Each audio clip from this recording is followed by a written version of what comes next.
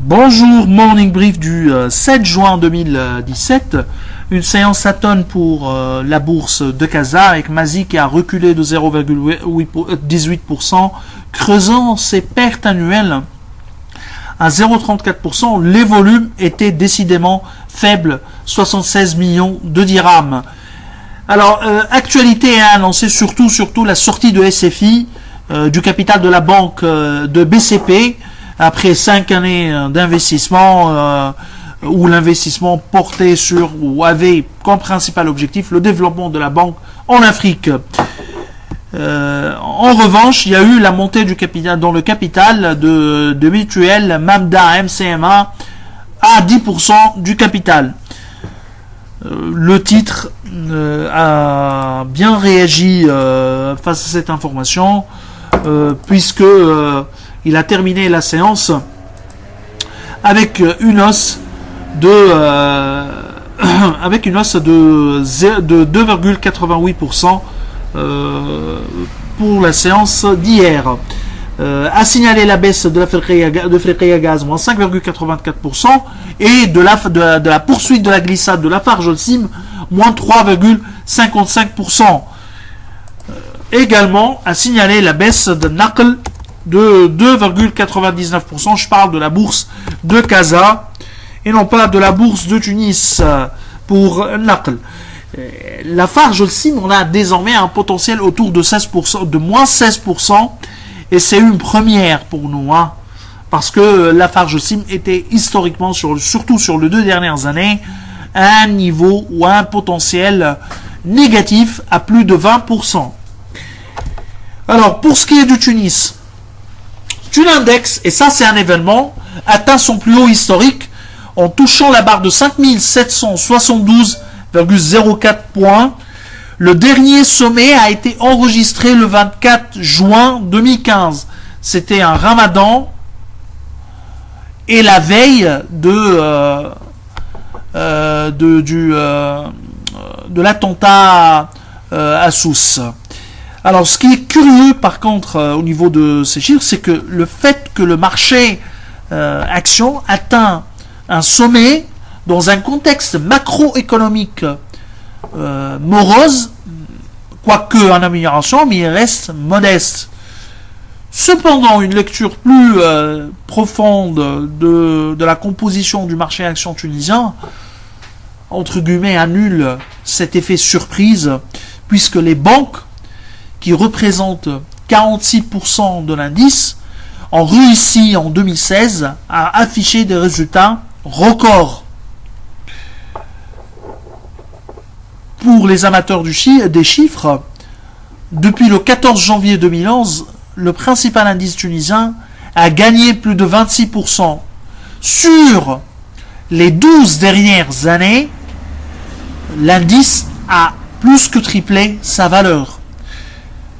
Précision très importante, le Tunindex est un indice de rendement et donc les dividendes ont été réinvestis. En moyenne, le Tunindex offre un rendement de 4%, autrement dit, on est sur plus de presque 50% de rendement de dividendes dans les 300% de rendement, les plus de 300% de rendement réalisés sur les 12 dernières années.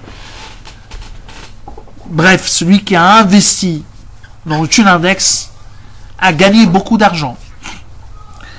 Alors, M. Fadel Abdelkefi, ministre du Développement et ministre par intérim des Finances, a fait le point un peu sur les privatisations. Donc, il a décidé, ils ont décidé, conseil ministériel, de garder 2 banques, BNA et STB. Ils n'ont pas trop le choix, en réalité.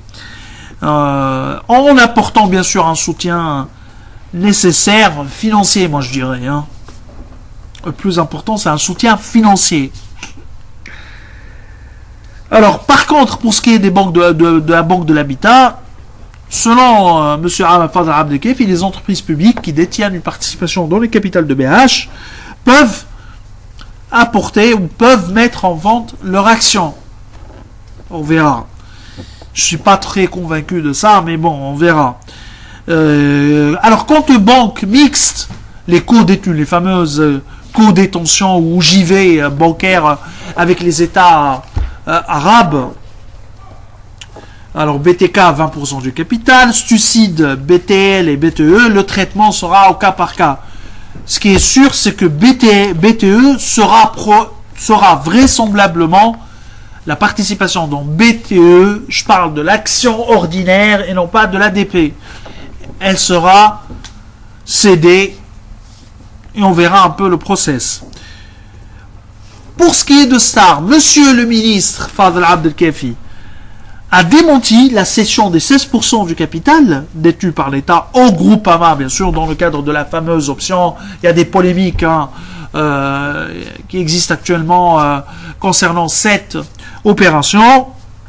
En revanche, il a confirmé le changement de mode de gouvernance en l'orientant vers, en adoptant le mode de gouvernance qui se base sur la dualité. Donc séparation entre la présidence du conseil de l'administration et la direction générale. La direction générale reviendra au Groupama. De fait, la gestion a été cédée au Groupama. On n'est pas en train de donner un avis, mais ça en fait que la gestion a été cédée. La gestion a été cédée au Groupama. C'est un véritable changement après 9 années ou 9 ans de l'entrée du groupe mutualiste français. PGH, le conseil d'administration a décidé de proposer un dividende de 290 000 limes par action au titre de l'exercice 2016. Nous, on s'attendait à un dividende de 250 000 limes. Inflation, baisse de l'inflation en rythme annuel, mais en rythme mensuel, l'inflation, la montée des prix continue. En fait, l'indice de prix à la consommation, selon le communiqué de l'INS, a connu une augmentation par rapport au mois d'avril 2017 de l'ordre de 0,4%.